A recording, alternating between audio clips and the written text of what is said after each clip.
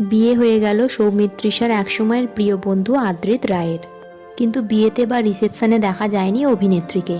এই নিয়ে সোশ্যাল মিডিয়ায় উঠেছে অনেক প্রশ্ন। সকলের প্রশ্ন, আদ্রিত-তৃষার সম্পর্ক যেইটুকু বেঁচেছিল সেটাও কি শেষ হয়ে গেছে?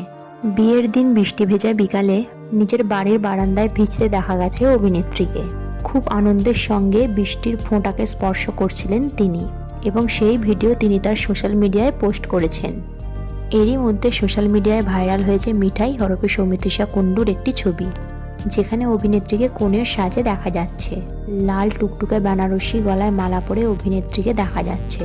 আর এটা দেখার পরেই দর্শকদের মনে হয়েছে আদ্রিতের পর বোধহয় এবার সৌমিত্রিষা কুণ্ডুও বিয়ের পিঁড়িতে বসতে চলেছে। কিন্তু এই কথাটা একেবারেই ঠিক নয়।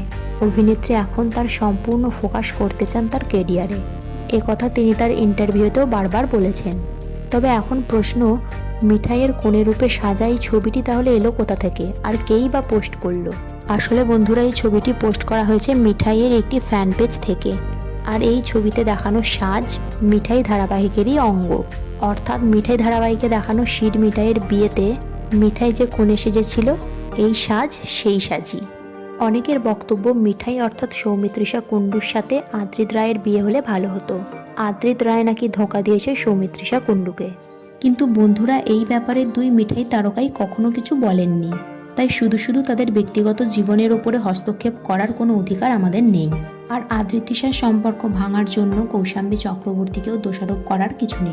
কৌশাম্বী এবং আদ্রিত একে অপরকে ভালোবেসে বিয়ে করেছে, তাই তারা সুখে থাক এই কামনাই আমরা করি।